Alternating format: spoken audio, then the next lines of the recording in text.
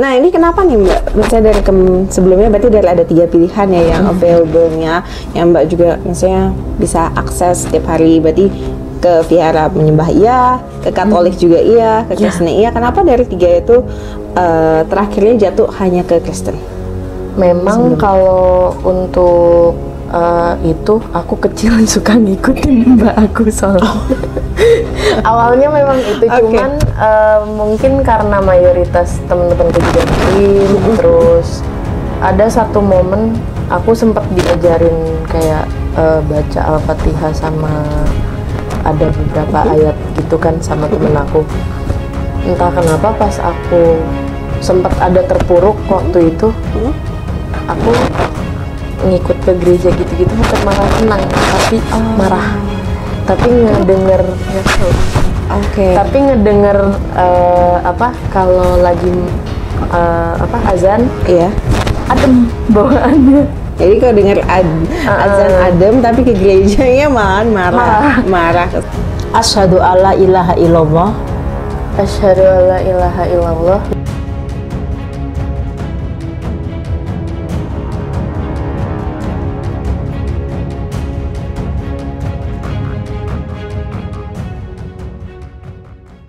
Gerakan kurban tidak biasa untuk mu'alaf di pedalaman.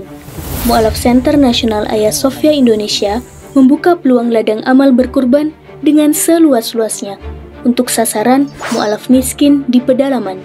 Ada 3 nilai lebih yang akan Bapak Ibu dapatkan. 1. Kurban Anda tepat sasaran kepada yang benar-benar membutuhkan. 2. Mu'alaf di pedalaman sangat-sangat senang karena mereka jarang makan daging. Lebih seringnya makan umbi-umbian. Bahkan mereka sering makan ulat sagu. Jangankan daging, beras saja mereka tidak mampu untuk beli. 3. Nama Anda akan kami cantumkan di dalam laporan video pelaksanaan kurban. Adapun sasaran, wilayah yang akan menjadi tempat untuk pelaksanaan berkurban adalah Mu'alaf Pedalaman Simoy Laklak, Mu'alaf Bolang Mongondo, Mu'alaf Pedalaman Uwe Malingku, wilayah garis pemurtadan Malang Selatan, dan lain-lain, dengan ketentuan sebagai berikut.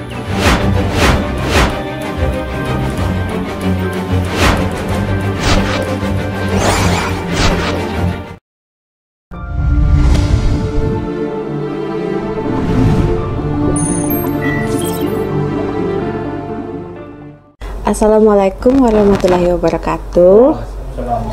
Baik, dalam kesempatan kali ini kita diberikan kembali kesempatan yang berharga ya untuk bertemu dengan Mbak Kristina, dan babynya dengan babynya Mbak Kristina panggilannya Nia ya, dengan Mbak Nia ya, dengan ini anaknya anaknya Mbak Kristina Aveiro. Nah, pada kesempatan ini Mbak Nia ya? Mbak Nia alhamdulillah akan mengucapkan kalimat syahadat dan kita akan resmi masuk ke dalam Islam ya. Dimana hari ini Bu Etika akan membantu untuk proses pensyahadatannya Mbak Nia. Ditanya dulu. Iya. Oke, nah Mbak Nia sebelumnya ini dari agama apa sebelumnya? Kristen. Oke. Sudah berapa lama Mbak sebagai Kristen ya? Aku pindah-pindah sih, jadi dulu kecil ngikut mama Buddha. Pas mama sakit, mama pindah Kristen, aku ngikut. Sempet ngejalanin 3 sekaligus kayaknya, Kristen? Protestan iya, Katolik iya, Buddha iya, karena kan keluarga mama kan campur. Jadi pas lagi mama sakit itu aku tinggal di keluarga mama, semuanya dijalanin. Jadi kadang ke gereja, kadang ke vihara. Jadi pas lagi mama meninggal, aku masih tinggal sama keluarga mama, ke wihara iya sama oma. Terus aku ngikut acara youth gitu kalau di gereja kan ada acara pemuda. Betul. Tapi kalau untuk hari Minggunya aku sama tanteku dilarang ke gereja Kristen Protestan. Jadi kalau mau ngikut sama tante aku yang Katolik gitu. Jadi ada yang, kalau yang di Buddha yang mana, Mbak? Keluarga mama sih. Keluarga mama ya, tapi tante berarti lebih mayoritas datang ke gereja. Kalau mamaku itu punya 2 adik, jadi 3 adik. Nah, yang 2 ini agama Buddha, yang 1 ini Katolik. Nah, kalau aku memang lagi mau ke gereja, aku boleh ngikut ke gereja Katoliknya tanteku yang tapi Kristen nggak boleh ya? Tapi Protestan nggak boleh. Kristen. Tapi ya tiap hari disuruhnya ya sembahyang Buddha. Jadi sebenarnya agamanya yang mana ya Mbak? Iya, jadi bingung. Terus pas SMP pindah sama papa, barulah di situ bener-bener yang full Kristen, Protestan, ngikut papa. Sampai sekarang. Oh, sampai sekarang nih. Cuman sekarang udah jarang ke gereja, nggak pernah ke gereja. Nah, ini kenapa nih Mbak? Misalnya dari sebelumnya berarti ada 3 pilihan ya yang available-nya, yang Mbak juga misalnya bisa akses setiap hari. Berarti ke vihara menyembah iya, ke Katolik juga iya, ke Kristen iya. Kenapa dari 3 itu terakhirnya jatuh hanya ke Kristen? Memang kalau untuk itu aku kecil suka ngikutin mbak aku soalnya. Awalnya memang itu, cuman mungkin karena mayoritas teman-temanku juga muslim, terus banyak sih yang memang udah, ayo kenapa nggak pindah, kenapa nggak login gitu kan. Cuman memang ada satu momen aku sempat diajarin kayak baca Al-Fatihah sama ada beberapa ayat gitu kan sama temen aku. Entah kenapa pas aku sempat ada terpuruk waktu itu, aku ngikut ke gereja gitu-gitu bukan malah tenang, tapi marah. Tapi nggak tahu. Tapi ngedenger kalau lagi azan, adem bawaannya. Jadi kalau dengar azan adem, tapi ke gerejanya marah. Jadi calon suamiku, memang dia nggak memaksakan. Dia nggak memaksakan aku untuk mualaf terus bener-bener ngikut agama dia gitu-gitu, nggak. Cuman alasan utamanya sih lebih ke arah aku nggak mau dia juga bingung, kayak aku dulu jadi bingung. Terus kedua karena memang aku lebih adem juga, jadi apa salahnya untuk bener-bener terus dipelajarin gitu loh. Karena kalau misalkan aku terus-terusan di Kristen tapi aku nggak ngejalanin ibadahnya juga buat apa gitu. Malah aku lebih tertarik kayak sempat yang itu belajar sholat, belajar ini-itunya. Tapi berarti sebelum sampai keputusan hari ini untuk mau bersyahadat, untuk mualafnya, sejauh apa Mbak Antang udah belajar tentang Islam ya? Bagian mana aja selain yang pertama kan pasti dimulainya dengan cili-cili dengan azan ya, dari dengar azan, jadi lebih tenang lah, lebih sedikit ada ketenangan. Setelah itu ada meningkat gak, naik ke pengajaran, pingin belajar lebih dalam tentang, mungkin pertama paling awal mungkin ketauhidan dulu ya. Dulu sih sempat belajar yang buku hijau itu, aku lupa. Buku hijau itu buku yang mana ini? Ikro ya. Nah, sampai Ikro berapa itu? Aku lupa, cuman udah berapa tahun yang lalu ya? 2 tahun. Yang udah kata-kata yang mulai nyambung atau masih belum? Udah nyambung tapi kayak baru 2 deh. Ikro 2 kayak Ikro 2 ini ya. 2 huruf kayaknya. 2 huruf kayaknya. 2 huruf apa 3 huruf gitu, aku lupa Ikro sih. 2 Cuman Ikro 3 mungkin. Kurang lebihnya itu. Terus waktu itu juga sempat udah belajar sholat juga sih, cuman lupa ingat. Diajarin sama temen. Jadi soal berjamaah. Iya, kurang lebihnya kayak gitu. Sempet aku nggak tahu sih ini masuknya dosa apa enggak, cuman coba deh, boleh di-sharing deh. Waktu itu yang aku bilang aku lagi terpuruk itu, aku ke gereja malah itu, dengar azan malah itu. Nah di situ temen aku ngomong, maksudnya belajar sholat aja walaupun masih belum ngerti, masih belum paham banget artinya, ikutin aja dulu gitu. Jadi pernah sempet beberapa kali dulu ikut sholat juga. Tapi statusnya masih Kristen cuma sholat.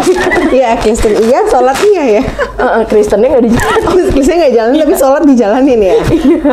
Nah so far bagian dari berarti sholat utamanya surat Al-Fatihahnya ya.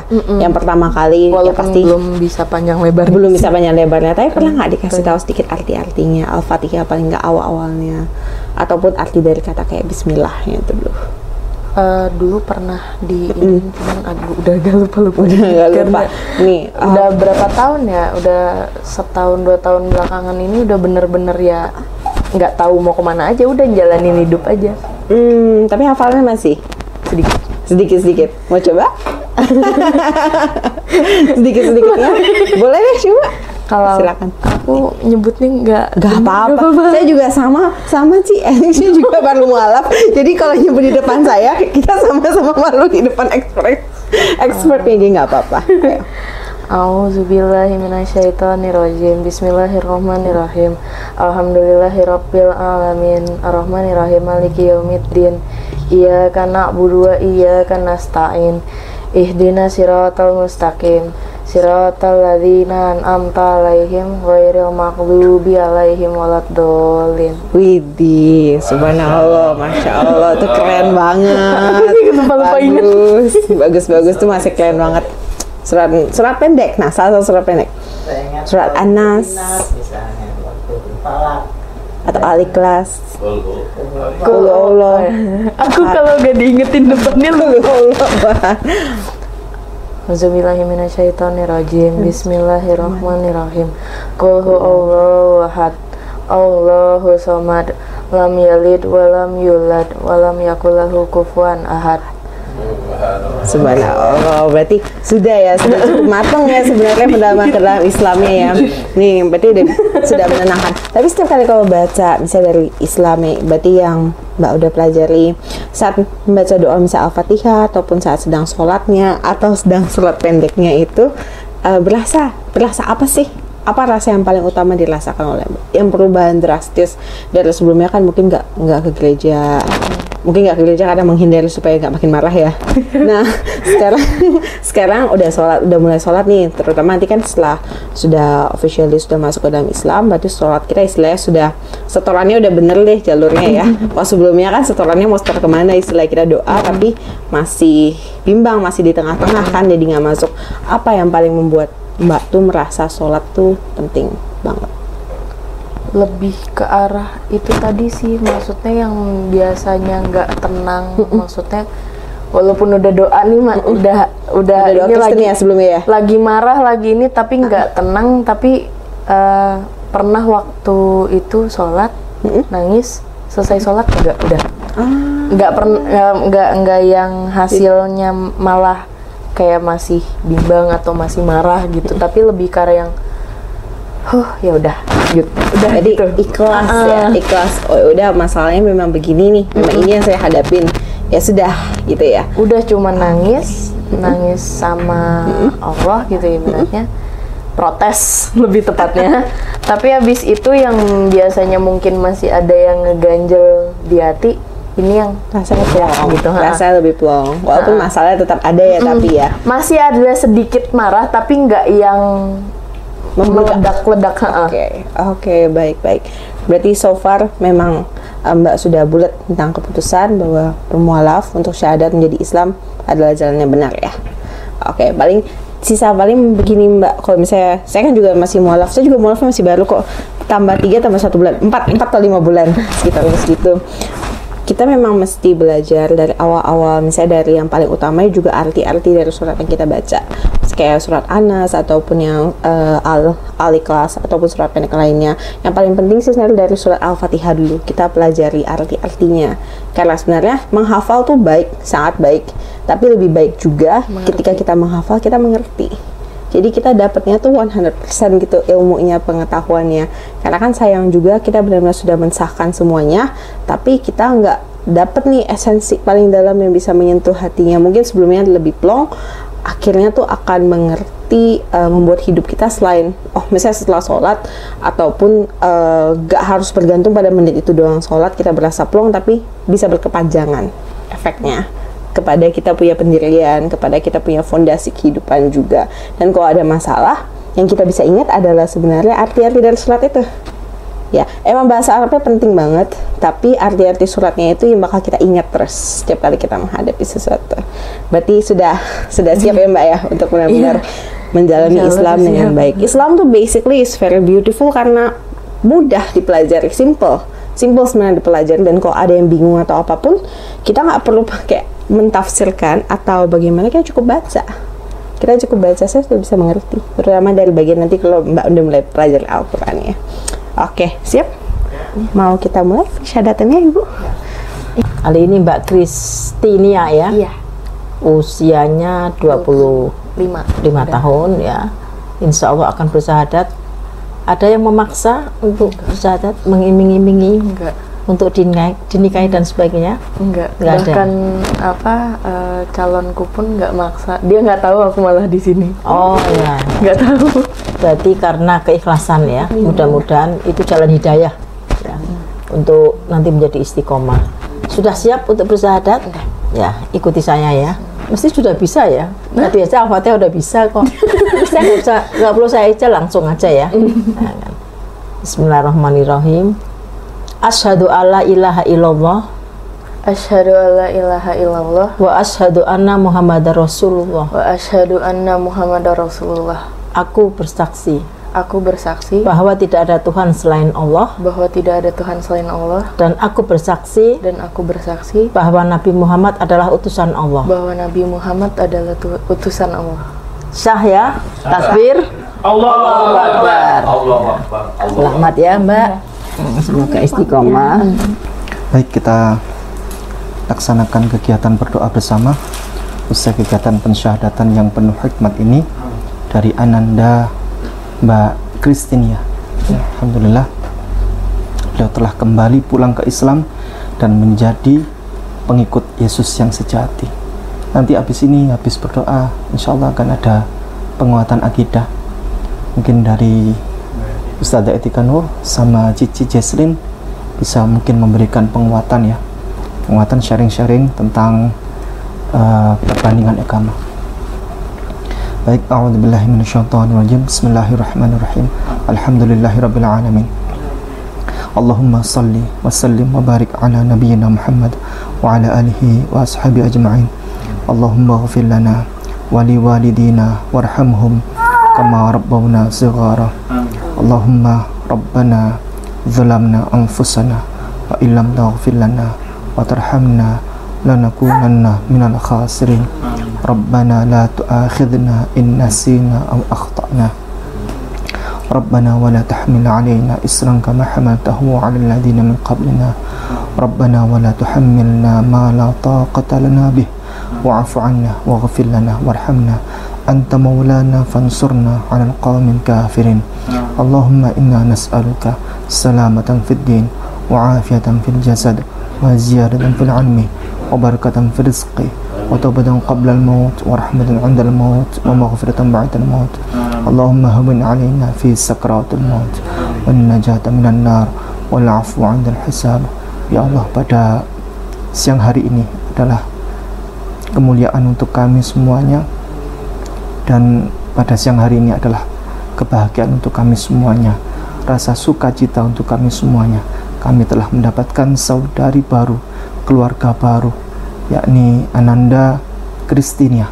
Pada siang hari ini telah pulang kembali ke Islam, dan semoga Engkau jadikan ia sebagai pribadi yang istiqamah, muslimah yang istiqamah, dan Engkau berikan masa depan untuknya, masa depan yang cerah, masa depan orang-orang yang soleh solehah.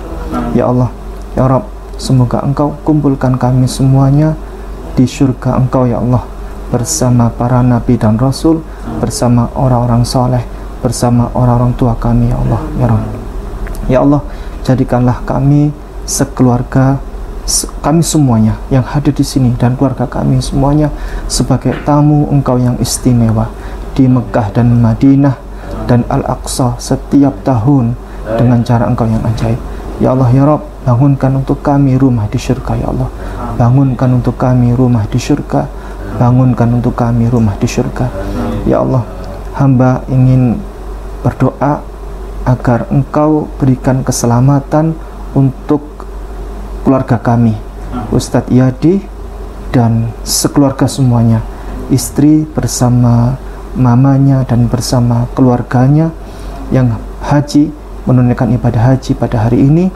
Semoga Engkau berikan keselamatan, Engkau berikan rahmat kebaikan untuk semuanya dan bisa menjadi haji yang mabrur.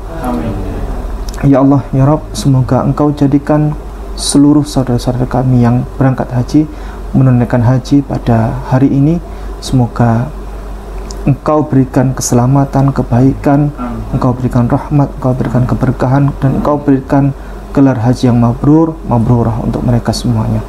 Ya Rabb, Rabbana atina min ladunka rahmah wa hayyi' lana min amrina rasyada. Ya Allah, karuniakanlah kepada kami rezeki yang melimpah, rezeki yang halalan thayyibah, rezeki yang penuh dengan keberkahan tanpa perlu kami bekerja keras. Ya Allah, ya Rabb, semoga Engkau jadikan kami semuanya, keluarga kami, keluarga yang sakinah, mawaddah, warahmah, yang senantiasa Engkau berkahi, senantiasa Engkau berikan pertolongan untuk kami.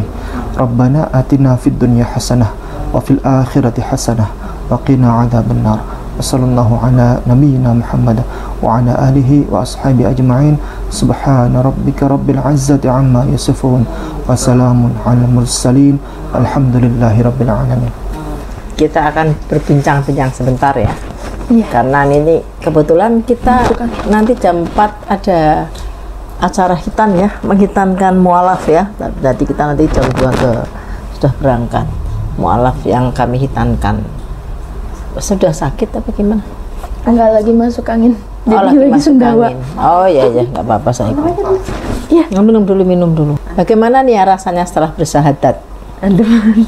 Kebetulan tadi emang lagi ada sedikit masalah juga, cuman berusaha menenangkan. Aku mikirnya kayak dari kemarin kan sempat batal tuh.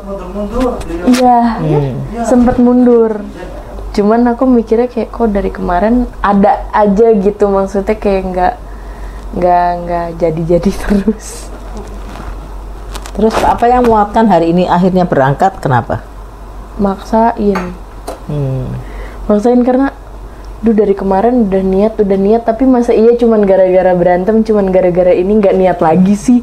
Terus maunya kapan? Kalau karena calon suami, oh enggak, kalau misalnya itu berarti gak akan berangkat benar-benar gitu. Ya, karena memang Islam bukan untuk masuk Islam, hidayah itu jangan karena orang lain, tapi karena datang dari Allah ya. Mungkin jalannya dari cari calon suami bisa, cuman selanjutnya harus tetap mencari ya, mendekatkan diri kepada Allah ya, supaya nanti masalah itu akan selalu timbul. Tidak ada orang yang tidak bermasalah. Ingin tahu kalau kita nggak punya masalah? Ya kalau sudah dipatok 2 itu, sudah selesai masalah. Kelar ya. Artinya masalah itu akan datang silih berganti. Manusia itu di dunia begitu. Jadi kalau kita sudah meninggal, roh kita nanti kan setelah hari penghitungan ya. Setelah hari kiamat ada penghitungan, kita masuk surga apa neraka. Itu adanya begini, kalau kamu di surga itu kamu senang terus, kalau kamu di neraka itu kamu susah terus. Kalau di dunia, this is natural, kamu akan senang, kamu akan susah, kamu akan senang, kamu akan susah, akan silih berganti. Dan itu wajar gitu ya. Nah, masalah timbul itu sebenarnya sebagian karena kita ya, karena kita melanggar aturan apa yang ada di Al-Quran ya kan. Misalnya itu kita introspeksi diri di situ, bisa karena kita, kemudian kita memperbaiki, bisa karena kita kurang dekat, kita lalai sholat misalnya kalau sudah menjadi muslim, bisa juga itu sebagai ujian ya. Jadi kalau masalah itu pasti, tapi yang membuat kita dewasa ya masalah ya. Masalah bukan untuk dihindari, tapi untuk dihadapi. Jadi karena banyak orang yang takut menghadapi masalah sampai ada yang bunuh diri, ya kan? Nah, aku pun juga pernah hampir. Ya kan? Memang rasanya berat ya kalau begitu ada masalah ya. Jesslyn juga pernah ada masalah, ya. Bagaimana menghadapi kiat-kiat coba yang baru mualaf ini? Kan saya udah ngomong Jesslyn waktu itu ya. Iya. Kamu pasti akan ada masalah setelah syahadat. Bener omongan saya berapa? Berapa terjadi? 1000%. Maksudnya terjadi berapa lama? Nggak lama tuh setelah saya ngomong. Langsung kayak mungkin CCTV yang ngawasin kita langsung nggak kalau kita mualaf langsung jeder semuanya mungkin yang Diuji pertamanya imannya. betul. Jadi ujiannya mungkin yang dulunya pas kita masih sebelum mualaf dijatuhin ke satu-satu. Sekali kita mualaf nggak istilah bukan cicilan bayaran penuh langsung semuanya dijatuhin dari segala sisi. Bahkan dari yang saya waktu itu saya tuh lumayan keras orangnya, lumayan apa ya, pokoknya AA BB gitu loh. Dan bagi saya sebelum saya iya saya benar, masalahnya banyak kok saya nggak apa-apa. Nah bahkan saya sebelum saya syahadat, saat saya sudah mualaf, sebelumnya itu kan saya belajar karena saya sebelumnya tuh ateis, jadi dosa saya banyak lah, banyak banget. Jadi saya mulai sadar dan alhamdulillah hidayahnya masuk, saya menerima hati saya. Tapi saat hati saya menerima, logika saya juga mikir, waduh, life itu ada konsekuensi. Walaupun kita melakukan hal yang benar, ada juga konsekuensinya. Dan yang pasti yang paling besar konsekuensinya adalah pasti kita diganggu hal yang paling susah nih.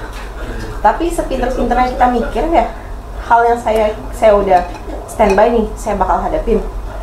Ternyata yang diserang hal lain yang benar-benar unexpected punya. Jadi ya kita sebagai mualaf, cara utama untuk kita menerimanya adalah ikhlas. Ikhlas sama seperti Ibu Etika bilang, dihadapin masalah tuh pasti akan tetap ada forever after. Cuma emang mungkin saat kita mualaf tuh jumlahnya otomatis jauh lebih besar, tapi tidak mengubah baseline-nya itu tetap kita cuma perlu ikhlas, kita hadapi, kita sabar, dan kita ambil hikmahnya. Jadi jangan sampai membuat masalah itu jadi menjatuhkannya kita, membuat kita makin down. Kita jadikan itu sebagai batu loncatan aja bagi kita gitu. Karena whatever happens, kita nggak bisa mengubah dasar atau fondasi bahwa itu adalah sebuah masalah. Kita nggak bisa ubah, dan kita nggak bisa denial, kita pungkiri kan, kita anggap aja nggak ada nih, nggak bisa. Tapi yang bisa kita lakukan hanyalah mengambil hikmahnya. Hikmah pelajarannya itu apa bagi kita? Dari masalah ini, saya akan grow into something better. Nah, apa tuh hal better yang kita mesti grow tuh? Terus kita bisa melihat kelemahan kita bagian mana yang mesti kita perbaiki. Karena saya pelajaran yang paling kuat dan hal yang paling bisa mengubah hidup kita adalah permasalahan. Jadi, itu juga akan menghancurkan hidup kita, tapi kalau kita mampu hadapi, it can make our life much more better. Dan paling pentingnya ikhlas dan disabarin. Dan kalau kita menghadapi masalah itu, jangan langsung merespon atau kayak langsung mengikuti semua emosi ini. Kita coba ingat kembali, kita itu hidup di dunia itu tidak selamanya. Pasti satu hari kita akan kembali ke akhirat. Dan masalah ini bukan cuma satu. Emang kalau kita selesaikan masalah satu ini dengan emosi, dengan kita istilahnya mau ngotot, pokoknya maunya kita, pokoknya solusi yang kita mau selesaikan harus seperti ini. Kalau nggak dia seperti ini, kita mau ngapa-ngapain lah ya. Terutama perempuan ya kan, kita kan kadang imajinasi kita liar banget ya kadang ya. Pertanyaannya adalah, kalaupun kita sudah melakukan segala cara kita untuk menyelesaikan masalah kita nih, oke, masalahnya selesai, ternyata selesai sesuai dengan yang kita mau. Coba kita pikirkan, berapa banyak dosa yang kita lakukan dalam proses menyelesaikan masalah itu supaya persis dengan kemauan kita. Pasti banyak kan? Sedangkan dosa itu kan dihitung di akhirat. Dan masalahnya kan masih ada ribuan, jutaan. Mau kita tabung tuh dosa sampai akhirat. Mau ditabung sampai nanti kita mesti dihisap. Karena pada akhirnya kita masih ingat lagi, di dunia ini kita hanya sementara. Masalah juga hanya sementara, hanya cobaan. Gimana kita bisa tetap menjaga bukunya kita? Istilah kalau kita mualaf itu, dosa kita dihapuskan semua bersih. Berarti dalam ya Mbak Nia per hari ini udah putih nih, bersih semua. Ya istilah buku lama sudah ditutup, buku baru yang dibuka, kebaikan kita udah jadi tabungan kita. Kalau orang Islam dari lahir itu kan mereka punya, mereka mendapat berkahnya adalah banyak tabungan mereka, banyak tabungan pahalanya, banyak tabungan doanya dan lain-lain. Sedangkan kita, tabungannya kita, kebaikannya kita yang dulu tidak dihapuskan. Tapi kan kebaikannya kalau misalnya kita nggak tambah dengan sholat, dan kalau misalnya kita lakukan dosa-dosa lagi, dan kita nggak merubah sikap kita dulu ya, sikap kita sebagai mungkin orang Kristen ataupun mbak dulu yang agamanya campur dan banyak kebingungan, kok kita nggak ubah, ya sia-sia nanti, sayang. Begitu sih mbak, diikhlasin dan disabar. Tapi begitu dus masalah itu datang, gimana perasaannya saat itu? Begitu dus dulu masalah datang gitu kan? Panik sih, panik. Saya sih lebih ke panik. Habis itu saya langsung 100% pakai akal logika gitu loh. Gimana caranya saya selesai dari ujung ke ujung gitu. Logikanya jalan, plannya jalan. Tapi saya merasa kayak apa, ngapain saya berubah agama kalau misalnya saya masih, kalau misalnya dapat masalah, yang saya utamakan adalah kekuatan saya. Kan saya cuma manusia toh. Kalau besok plan dari A sampai Z, tengah-tengah aja tuh hilang satu komponennya, hilang semua plan saya. Ya kan? Nah, jadi saat saya udah panik, saya pakai semua logika saya pakai semua gimana caranya, siasatnya dan lain-lain. Tapi akhirnya saya mikir sia-sia, useless gitu loh. Dan pada akhirnya saat semua sudah saya siapkan, saya sudah mau eksekusi nih untuk menyelesaikan masalah saya. Saya mikir, ngapain sih kamu sibuk-sibuk kayak begituan? Kamu kan sudah Islam, kamu sudah tahu namanya Allah, kamu sudah tahu hidup manusia itu seberapa seberapa lamanya kita mampu bertahan. Dan seberapa kuat sih manusia, kita saya lemah sekali gitu loh. Ngapain kamu mengandalkan kelemahan, maksudnya mengandalkan diri kamu sendiri yang lemah untuk menyelesaikan masalah ini. Kelasin aja. Biarkan memang jalan hidup kita seperti itu. Biarkan memang kehendak Allah yang terjadi ke kita. Nah, itu menerimanya membutuh proses waktu, tapi masih hanya bisa kita laluin kalau kita ikhlasin. Jadi kita mulai, ya sudahlah, nggak apa-apa, saya hadapin aja, nggak apa-apa. Kalau nanti kita mesti melakukan aksi A ataupun aksi B, nah kita berusaha berpikir apakah aksi itu benar, apakah aksi itu sesuai dengan perintah Allah, ataupun apakah secara Islam itu dosa atau enggak sih. Pokoknya kita berusaha untuk menghindari dosa-dosa. Alhamdulillah semua kan kelar kok pada akhirnya, kelar dengan baik, dan kita mendapat banyak pelajaran dari itu. Disabarin, Pak. Emang sih agak bosan kita ngedengar orang kata sabar. Banyak tuh buktinya tuh. Seberapa tidak sabarnya saya. 2-3 jam saya masih ngotot. Kalau ini, ada saya diajarin kemarin, kalau misalnya kita dijahatin orang itu, atau misalnya kita dizolimin, ataupun kita mendapat cobaan, pertama kita masih sabar. Kemudian kalau ada orang bersalah kepada kita, atau kita bersalah kepada orang itu, walaupun orang itu benar-benar buat hati kita ngeles nih, atau orang itu benar-benar menjadi problem pusat permasalahan kita, maafkan. Kita memaafkan dan kita minta maaf atas kesalahan kita, karena kita pasti ada salah. Dan yang paling susahnya, diajarin, diminta disedekahin lagi. Susah nggak? Susah banget gitu. Saya memang ngajarin, saya mau ngelakuinnya aja, saya butuh berdebat berapa jam dalam mobil, sepanjang mobil berjam-jam saya berdebat terus. Itu yang saya lakukan. Tapi pada akhirnya setelah saya ikutin ya, jadi kita nggak ngotot ya. Memang ajaran Islam kita diajarkan sudah ada tata caranya, tinggal tergantung kita mau ikut atau enggak. Jadi coba untuk kita nggak terlalu ngotot dan nggak terlalu semuanya tuh hanya fokus kepada diri kita sendiri, bisa dijalankan. Oke, Islam itu mengajarkan setiap ada masalah, kita diberi nikmat ataupun masalah, harus mengucapkan apa? Alhamdulillah.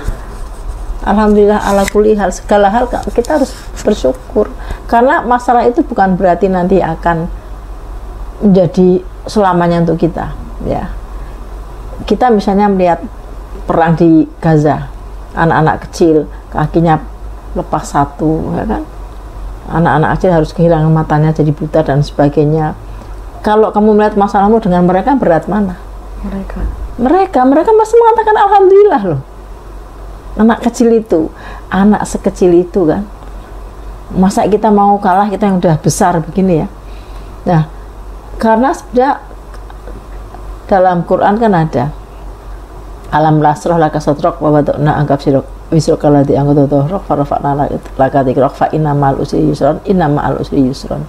Jadi sebetulnya di balik kesulitan itu, bersama-sama kesulitan, kamu tuh sebenarnya ada kemudahan. Sebenarnya masalah itu sebetulnya solusinya tuh mudah banget, cuman kamu belum menemukan gitu.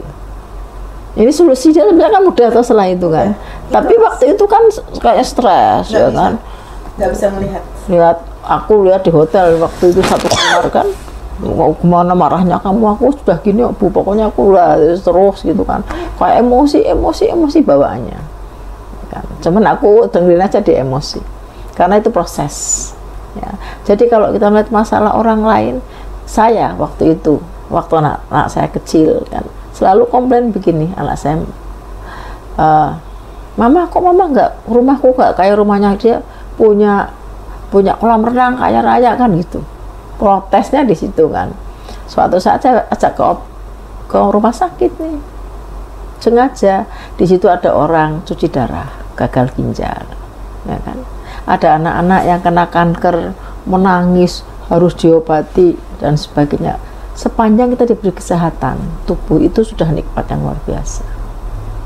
Jadi kalau dengan masalah kecil, kecil besar relatif ya. Tapi kalau kita dapat masalah, oh ya saya masih bersyukur. Saya juga diberi penyakit nih, dimana saya harus minum obat seumur hidup saya. Tapi begitu saya dapat masalah itu, saya tenang.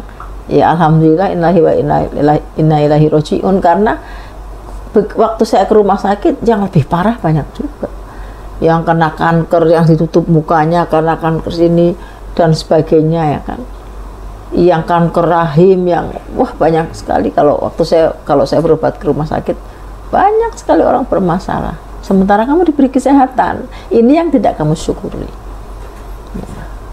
Kita diberi kesehatan, anak kita sehat, bersyukur dulu aja. Ya kan, kalau kita tidak diberi masalah, tidak fair dong. Orang yang lain juga diberi masalah.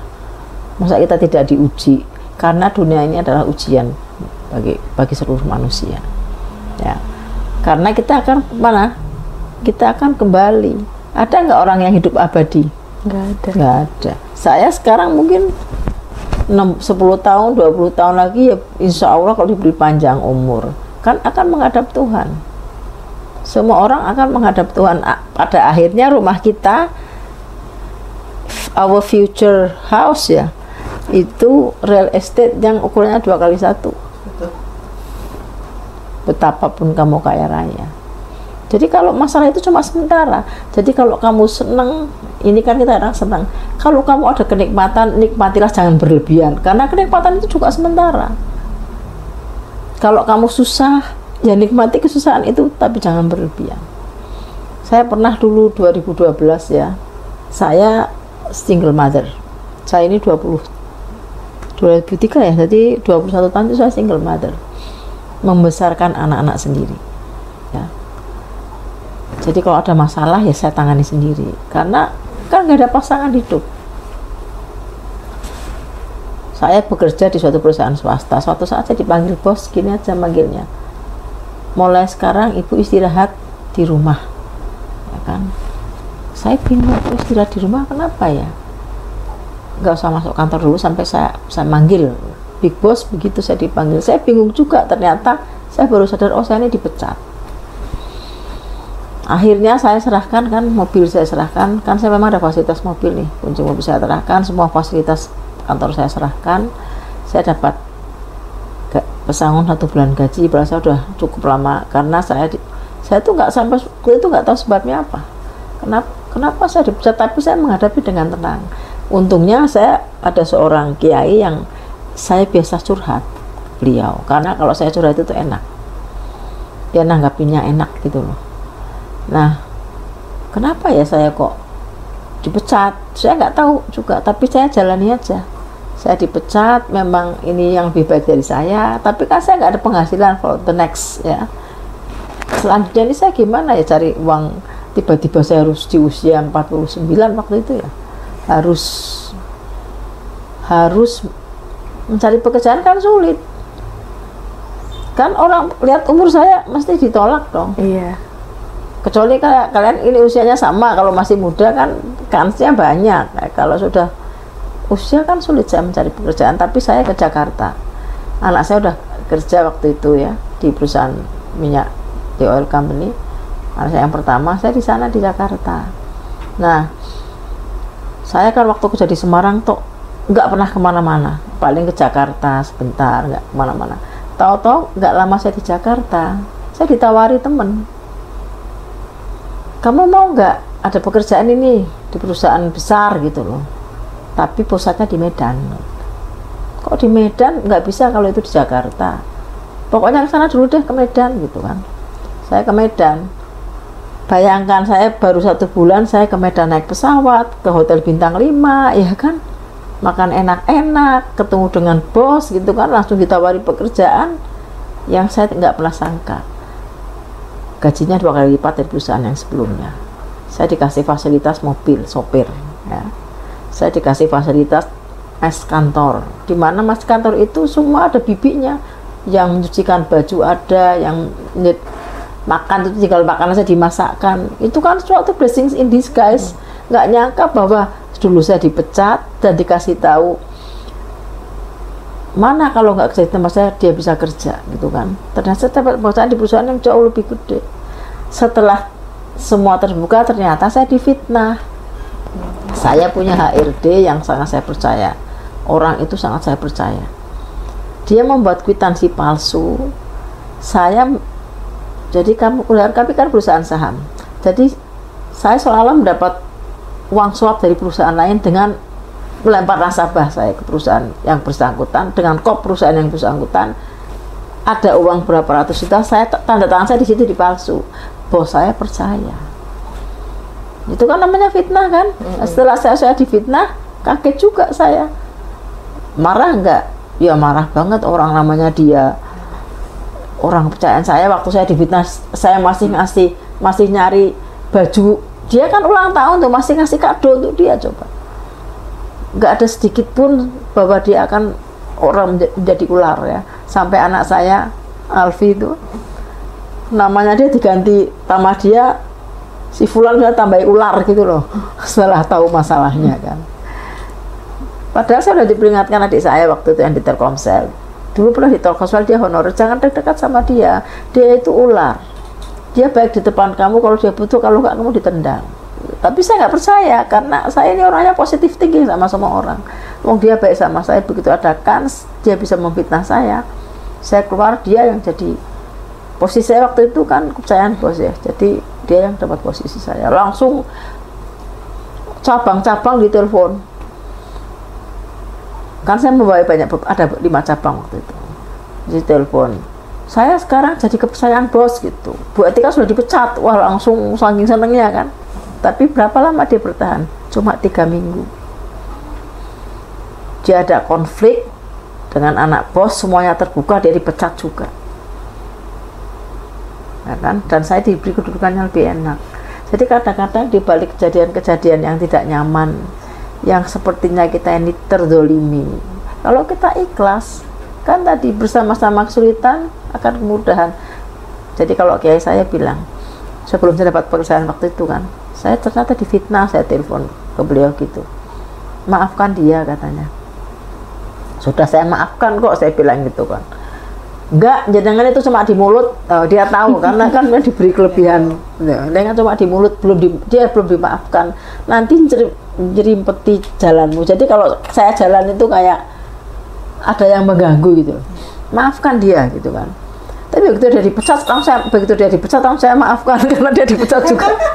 Memudahkan saya maafkan. Oh ya sudah, saya maafkan. Ya sudah dipecat katanya kan.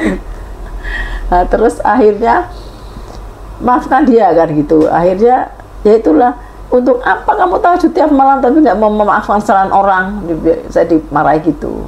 Ya sudah, itu kamu kok kosnya sendirian katanya. Kamu kok masih satu kamar sama anak gitu kan, sama anak saya gitu kan.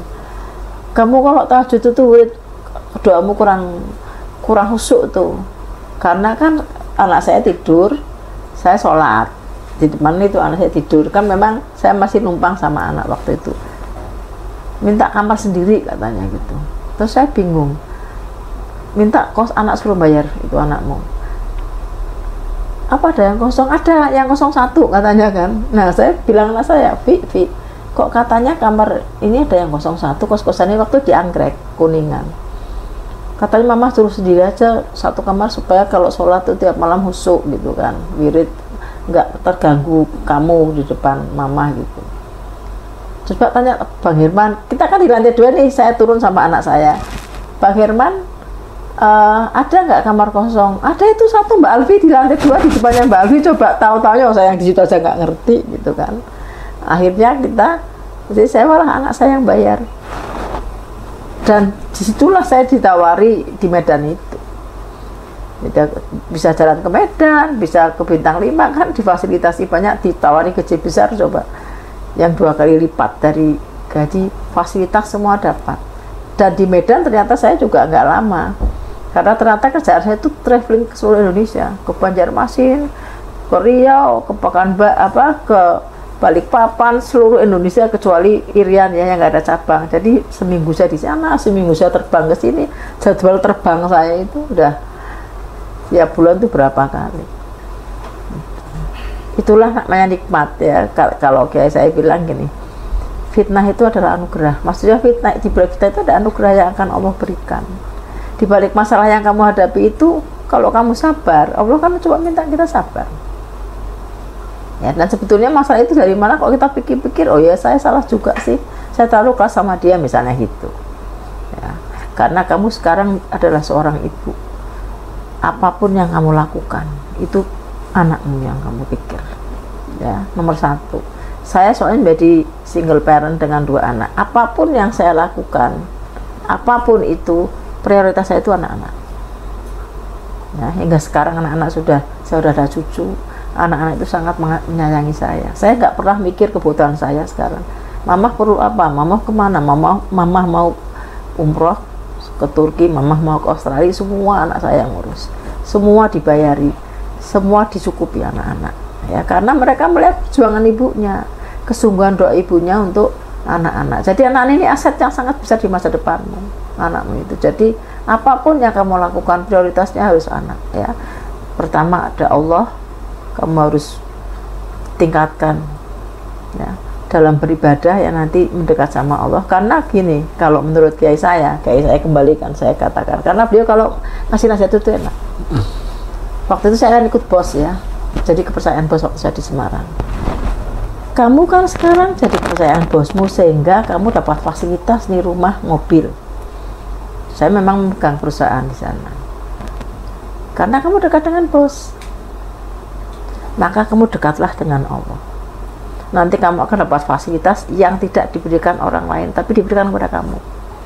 Itu.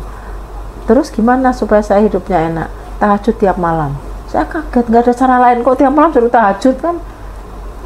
Satu malam itu berat waktu itu ya, nggak ada cara lain, tidak ada cuma itu. Kita aja.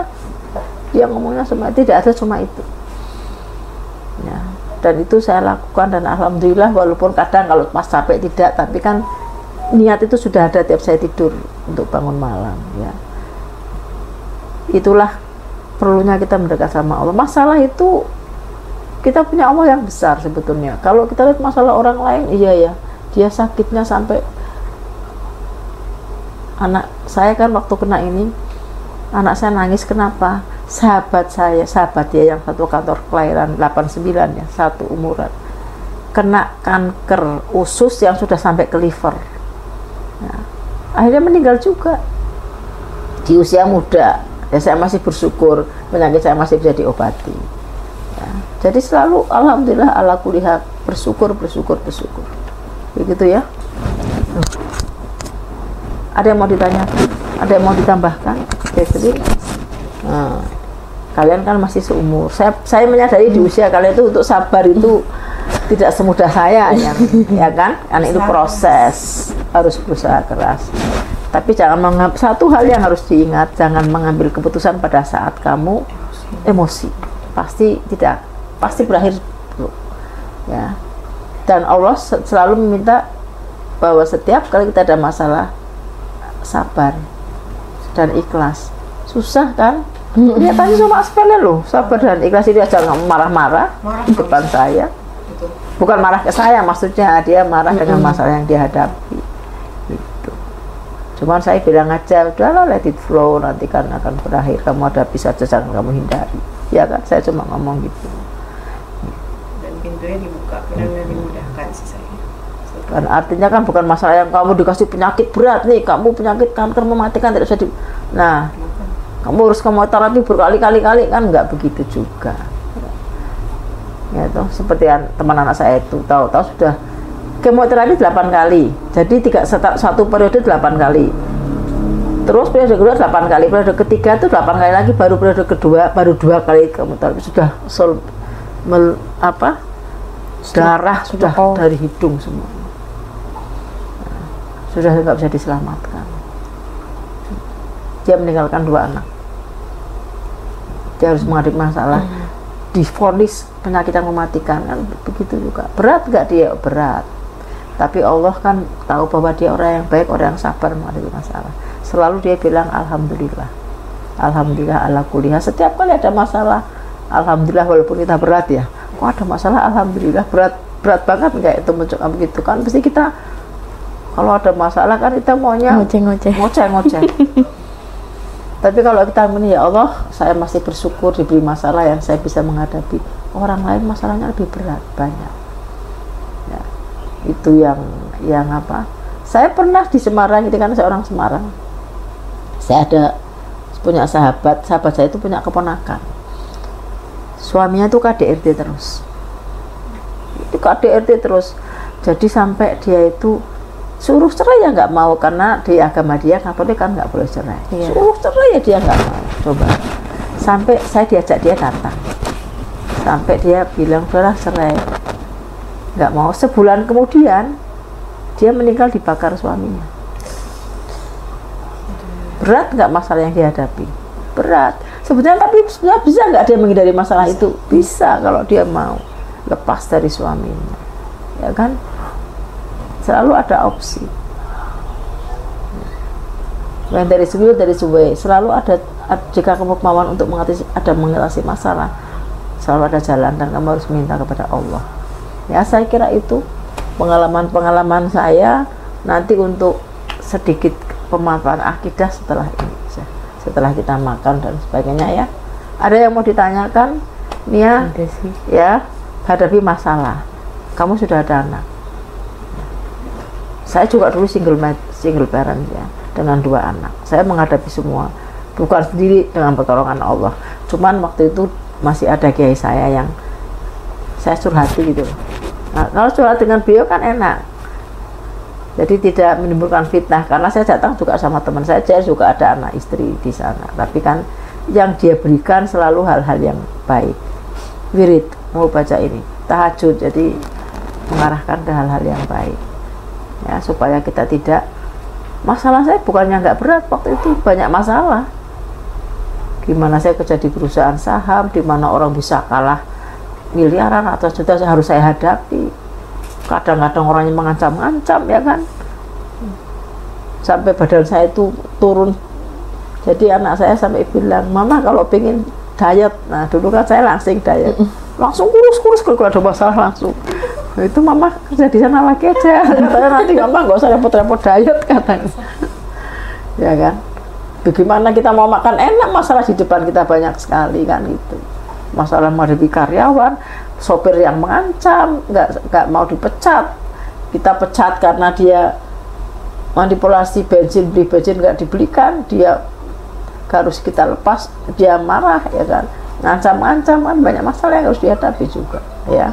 Tapi alhamdulillah sudah berlalu semuanya. Sekian ya dari saya. Silakan ditutup. Oh ya, ini karena bubuk ya. Alhamdulillah acara sudah selesai. Kita tutup. Semoga ada hikmah bagi kita semua. Wassalamualaikum warahmatullahi wabarakatuh.